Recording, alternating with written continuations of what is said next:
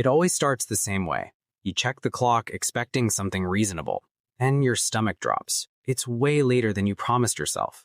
Tomorrow is already waiting, and somehow you're still awake. People love to say it's simple. Just put the phone down. Just sleep earlier.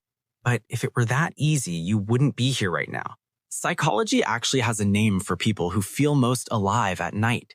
They're called evening chronotypes, or night-oriented brains.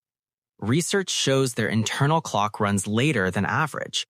Their focus, creativity, and alertness peak when most of the world is powering down. So when the day ends for everyone else, your brain is just starting up. For many night people, staying awake isn't about distraction. It's about ownership. During the day, your attention belongs to other people. Messages, deadlines, expectations, noise. But at night, the demands finally stop. No one needs anything from you. No one is waiting for a reply. The silence creates space. And in that space, your brain can finally breathe.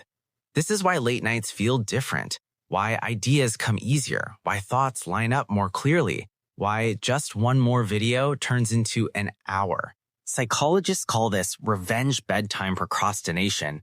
It's when you delay sleep to reclaim personal time after a day that felt controlled by obligations. You know you'll regret it tomorrow, but going straight from responsibility to unconsciousness feels worse than exhaustion. So you steal time from sleep because it's the only place you feel free. But here's where the trap forms. Studies show night-oriented people are more vulnerable to anxiety, low mood, and something called social jet lag. That constant mismatch between when your body wants rest and when the world demands performance. You feel it as foggy mornings, endless promises to fix your schedule, and late-night thinking spirals where every problem feels heavier than it should. The night becomes both your refuge and your enemy.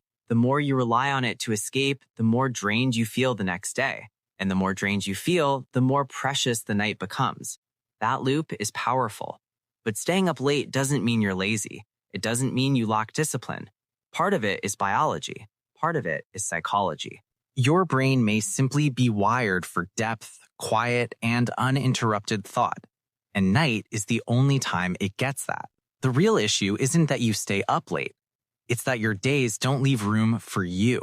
This isn't about becoming a 5 a.m. productivity machine. It's about understanding why your mind resists sleep so fiercely. Maybe what you need isn't an earlier bedtime. Maybe you need boundaries before midnight. Moments of silence that don't require stealing hours from tomorrow. And maybe the most important shift is this. Stop treating your late-wired brain like a flaw. You're not broken. You're adapting. So if you're someone who comes alive when the world goes quiet, you're not alone. Your mind found a way to carve out freedom in a crowded life. Now I'm curious, why do you stay up late? Thinking, creating, scrolling, gaming, or avoiding tomorrow just a little longer? Tell me in the comments. And if this felt uncomfortably accurate, you already know what to do.